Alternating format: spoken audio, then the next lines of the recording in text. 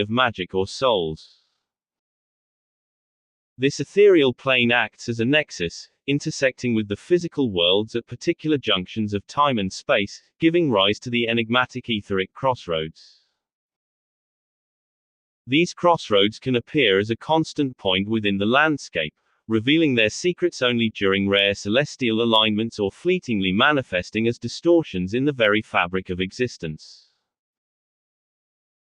Beneath the endless expanse of the cosmos, the Pentaverse unfolds a magnificent and intricate tapestry woven from the very threads of existence. Each strand tells a story, and every fiber spins a fable, intertwining to create a vast quilt of realms that stretch far beyond the limits of imagination.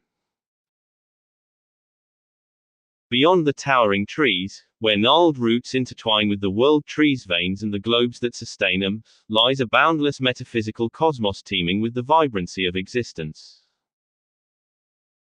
This cosmos is nestled between the flickering realities that brush against one another. In the shadowy crevices separating these worlds, hidden enigmas slumber, their secrets locked away in an intricate web of cosmic mystery. Bright tendrils of light swirl and shimmer, painting the very spectrum of creation with hues that seem alive, illuminating the chaotic dance of entropy and harmony. Boundless, I breathed, my voice barely a whisper that seemed to dissolve into the profound silence enveloping the stunning vista of the pentaversal realm. Across the expansive landscape, colossal power globes loomed like celestial orbs, each a magnificent sphere pulsating with both ethereal substance and the vibrant energy of countless souls. These globes throbbed with an otherworldly vitality, emanating a kaleidoscope of colors: rich, velvety purples, blazing oranges reminiscent of sunsets, and electric blues that sparkled like stars reflected on the surface of tranquil emerald waters. Each hue shimmered and danced in harmony, evoking feelings of life and longing that filled the air like a passionate symphony of creation. These enormous power globes were not mere mechanical constructs, they were living entities, intricate architectures woven from the very fabric of potentiality, shimmering with the promise of creation. Each globe emanated a warmth that felt sentient, embodying the eternal cycle of life and death, continually refitted by the machines Osiris had created. Whispering the stories of the unbound, all of which were patiently waiting in the depths of darkness to emerge into the light. As I gazed upon this extraordinary spectacle, I felt a profound connection to the energy that pulsed through this cosmic vein, each beat resonating with the heartbeat of the universe, nurturing and sustaining every flicker of life that dared to exist in this magnificent expanse. From the breathtaking heights of the observatory, gracefully nestled atop a majestic spiraling tower of intricately carved stone, Osiris leaned forward, his heart racing with anticipation. His gaze pierced through the expansive circular glass canopy that framed the infinite tapestry of night above, a dark velvet expanse studded with jewels of distant stars. The air was thick with a haunting stillness, as if the entire universe held its breath, punctuated only by soft, spectral whispers that twirled through the void, carrying with them the echoes of secrets long buried beneath the fabric of time. The eyes of the unbound hovered high above, a constellation of ethereal lights glimmering like ancient guardians. They watched him with a knowing gaze that chilled his very core.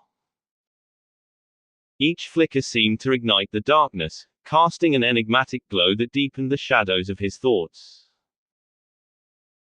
Rather than bringing comfort, the distant radiance amplified the weight of Osiris' contemplations, each star a reminder of the untold mysteries clamoring to be revealed in the unreasoning depths of the cosmos. Osiris' heart thundered in his chest, an urgent drumbeat echoing the gravity of his situation. Though he had been granted the fragile gift of more time, the immense weight of his creation loomed over him like a storm threatening to unleash its fury. Each gust of guilt felt suffocating and oppressive. Time itself felt like an elusive treasure slipping through his fingers as he grappled with the ethical implications of what he had brought into existence. What have I brought to life? This thought loomed monolithic in his mind, a relentless specter of guilt. He turned his gaze to the magnificent bio-organic oak that stood as the centerpiece of the observatory. Its towering presence was a blend of nature and artistry. The bark resembled a captivating tapestry of rich, earthy wood interwoven with delicate strands of shimmering, living metal, pulsating with vibrant energy that defied the laws of nature. Yet, at the very core of the ancient trunk, twisted like a forgotten myth, lay the comatose figure of an enigmatic woman. Her beauty was hauntingly ethereal, a captivating mix of light and torment that enveloped her like a delicate shroud. The shimmering glow of the power globe's crystal orbs suspended in midair cast a kaleidoscope of colors that danced around her, reflecting the raw and mysterious energies of the fabled ether realm. Despite this radiant illumination, she bore an unimaginable burden, an exquisite agony emanating from her very soul and her pale, feminine features. The very essence of her being seemed inextricably woven into the daunting burden of sustaining the fragile equilibrium of 5 interconnected realms. This was manifest in the network of slim, silvery wires snaking from her slender wrists and into the delicate veins of her translucent skin, causing the ethereal globes surrounding her to pulse and shudder as if they were alive. While her outward appearance radiated an otherworldly beauty, features strikingly perfect, skin aglow with an inner light, there lingered an unsettling aura that suggested a profound and unseen affliction lay beneath the surface. Asiran instinctively turned his gaze away, deeply unsettled by the notion that she regarded him with barely concealed disdain. Her scrutiny felt like an unyielding judgment upon his very soul. Nevertheless, her piercing eyes tracked his every movement, a haunting reminder of her immobility. A solitary tear, glistening like a drop of morning dew, escaped from the corner of her left eye, tracing a silken path down her cheek. She remained ensnared within the ancient gnarled tree, a prisoner of time and fate, forever caught between consciousness and the serenity of her stasis. It's always silence, he whispered through clenched teeth, glancing only once upward at the boundless sky before lowering his head, his expression darkening. It's almost time. He trailed off as he made his way to the center of the observatory. Asiran found his path arrested by the weight of his emotions, as if an unseen force pressed down on him, compelling him to confront the tumult within. Raising his chin, he met her penetrating gaze, dark and solemn, reflecting the turmoil that churned in his own soul. Your unparalleled power resides at the very core of these worlds, he declared, his voice imbued with a newfound resolve that cut through the tension in the air. Now, go. Seize it for yourself. Bowing his head with profound sorrow and regret, he spoke softly, each word a heartfelt plea laden with remorse. Please forgive me, my children. Chapter 1. Grime begets rust. The barrier itself is a shield, forged from cold detachment.